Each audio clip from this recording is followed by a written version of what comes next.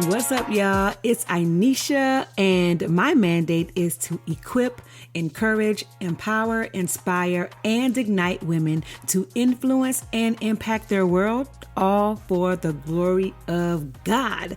I am a wife, a mom, a ministry leader, a corporate IT leader by day, and a business owner and founder by night.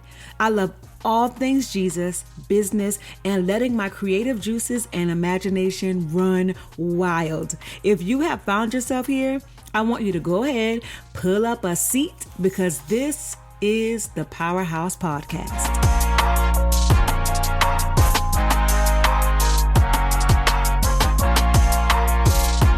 Well, it is still Women's History Month, and I thought that this episode we would definitely cover someone who also changed the trajectory of people's lives.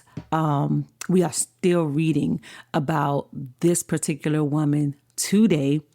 Her account never gets old. It's so inspiring, and that's what I really love about this whole month.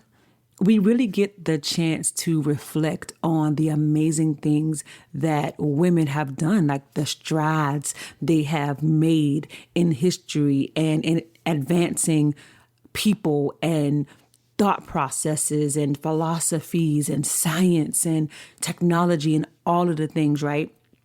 And so I'm really loving all of this reflecting on the great historical moments that women all over the world have been doing. So on this episode, we are going to talk about somebody who did the thing. You hear me? And I mean, I'm sure she was scared. I'm sure she was like, what have I gotten myself into? All before life was great. And now all of that buildup was for this moment, and she had to rise to the occasion. And so if you don't know who I am referring to Esther. Esther, our girl Esther in the Bible. She did what she came to do, okay? She didn't even know she had came to do that, but what she came to do, she did. So before we continue, I want to read through Esther 4, and then we're going to read verses 10 through 17. And this is the ESV version. It says, Then Esther spoke to Hathach and commanded him to go to Mordecai and say, All the king's servants and the people of the king's provinces know that if any man or woman goes to the king inside the inner court without being called, there is but one law, to be put to death, except the one to whom the king holds out the golden scepter so that he may live. But as for me, I have not been called to come into the king these 30 days. And they told Mordecai what Esther had said. Then Mordecai told them to reply to Esther, Do not think to yourself that in the king's palace you will escape any more than all the other Jews. For if you keep silent at this time, relief and deliverance will rise for the Jews from another place, but you and your father's house will perish. And who knows whether you have not come to the kingdom for such a time as this? Then Esther told them to reply to Mordecai, Go, gather all the Jews to be found in Susa and hold a fast on my behalf, and do not eat or drink for 3 days, night or day. I and my young women will also fast as you do. Then I will go to the king, though it is against the law, and if I perish, I perish. Mordecai then went away and did everything as Esther had ordered him. Now, I don't know about you, but I've read through Esther many times, multiple times, too many times to count. And I don't know if that particular part really stuck out to me until I read through it recently over the past couple years. So before, when I read Esther, I was reading it as if, well, the king is her husband. Why would it be a big deal if she goes into the king? Like, I'm going to see my boo. I'm going to see my man. I'm going to see, him whom my heart loves. And so as I was rereading through Esther, it finally clicked to me like one day, like, oh my gosh, like, yes, that's her husband, but he's also the king. There are rules that you operate by in a kingdom. And so it was absolutely against the law, even though, yes, that was her husband. It was still against the law for her to go into the inner court without being summoned to him. And it was so crazy, like, oh my gosh, like he hasn't summoned her for the last 30 days. So the likelihood of him summoning her anytime soon was probably very slim. And so in her mind, she's like, yo, if he don't call me and I come, it ain't but one law that's going to take place. That's to be put to death unless he holds out the golden scepter. And if we would read through the story of Esther, we would see like God had given her so much favor from the beginning of Esther all the way to the end. I'm talking about this woman of God had favor on favor. I pray for the favor of Esther because, man, from the moment Esther opens up, obviously, Vashti is Vashti, but for Esther, you really do see that she was just so favored by God and by man. Hello, guys. Guess what? These PowHerhouse Academy doors are officially opened after months of gathering more resources, more tools, more, insights.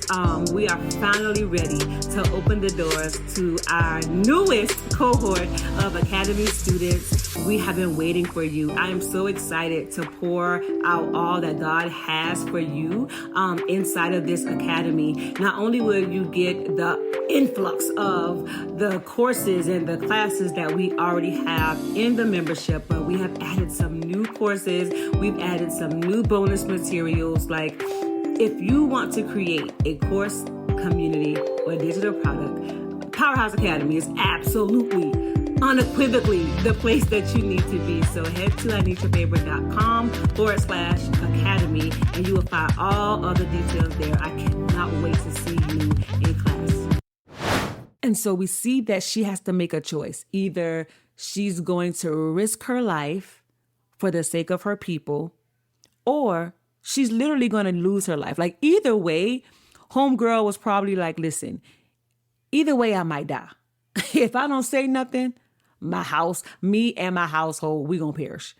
At least if I go, I may die, but I may not. It's a 50-50 chance. He might say, you know what, let me hold out this golden scepter to the queen because she has come to this inner court. And she had to have come for a reason because this is so out of character for her, right? So first we see that Esther had to break protocol for her people to be saved. But there was no guarantee that her own life would be spared. And I think that's something that we have to take into account for our own callings, for the things that God has called us to do. Maybe we might have to break protocol to save the people that we're called to save. Maybe we have to break a quote unquote law to be able to save the people that God wants to be saved. We tend to think that, well, man, I can't go against XYZ because if I go against XYZ, God won't get the glory. But in this particular instance, we see that Esther clearly broke protocol, but it was for a purpose. It was because God knew that the Jews had to be saved. And that was why she was put in the palace in the first place, to save a people who could not save themselves, even though her own life would be at risk. But isn't that what we're called to do? Aren't we called to lay down our lives for other people? Aren't we called to lay down our comforts and our flesh for the greater good? And now trust me, okay? Because let me tell you about me. If y'all think I'm going to give up somebody beach, okay, or a nice vacation with my family or my man, listen, I'm going to go on the vacation, right? But obviously we see that this is a unique scenario of laying down your life, literally putting your life on the line for people who would not be saved otherwise. And I know we like to throw God in the mix, but God can do it. God could just save them in a moment. And he absolutely can. Like, he has that right. He can absolutely do it. He is sovereign. He has the ability to do so. But we see that he actually put Esther in play so that she could be the one to do the thing that God wanted her to do. This was why she was put into the palace. So she understood that if she didn't at least try, she was going to perish anyway. And if we think about it from our standpoint, look, if we don't try, deliverance will rise for the people we're called to. Somebody is going to deliver them. Somebody is going to teach them the things. Somebody is going to help them grow. Somebody is going to help them prosper. Somebody is going to do whatever was necessary for them to be freed or for them to not perish. But you yourself may perish in the process. And maybe it might not be a physical perishing, but you will absolutely feel on the inside like there is something that has died on the inside of you. Like, man, that was really my thing. Man, that was what I was called to do. That's what I was supposed to be doing in the world. And so I guess for this episode, I want us to just all be charged like Esther was charged. Like, imagine me as Mordecai and you're Esther. And I'm telling you what he told her in verse 14. Listen, if you keep silent at this time, trust and believe, relief and deliverance will rise for the people that you are called to from another place. But you and your father's house will perish. And who knows whether you have not come to the kingdom for such a time as this? Who knows? You could have been born at any other time in history. The Lord decided that you needed to be born on the day that you were born so you can listen to this episode and then get charged to do the thing that you were called to do. Don't allow Satan, who is a thief, to steal your destiny, to steal your joy, to steal your peace, to steal the livelihood and the legacy that God has destined for you and the people you're called to. Satan is a thief. He always will come to steal, kill, and or destroy. But we have a power that is on the inside of us that is calling us and urging us to do what he's always called us to do. I beg you,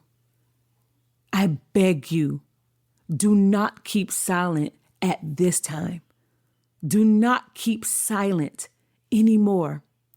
Go out and do what it is that you were placed into the kingdom to do. There is no more time to waste.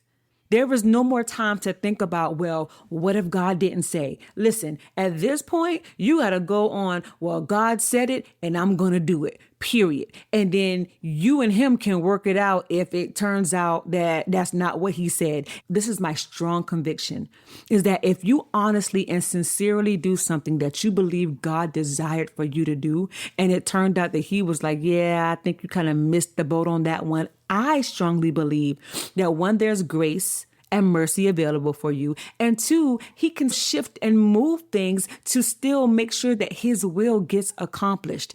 He already knew the decisions that we would make in life. So he's not scrambling around thinking she just totally screwed that whole thing up. Now what I'm going to do? No, he already knew what you were going to do. He knew your decision. He already made provision to make sure that what he desired to do would still come to pass. And yeah, it might look a little different. It might look like a little bit of a challenge. It might look like you got to break some protocols to be able to save some people. But I promise you, if God called you to it, he will see you through it. So I pray that this charge from Esther has motivated you and inspired you and ignited you to go and do this thing that God has called you to do, because who knows whether or not you have come to this podcast for such a time as this. Who knows whether you have come to this kingdom for such a time as this. So I pray this has blessed you, and until next time, peace.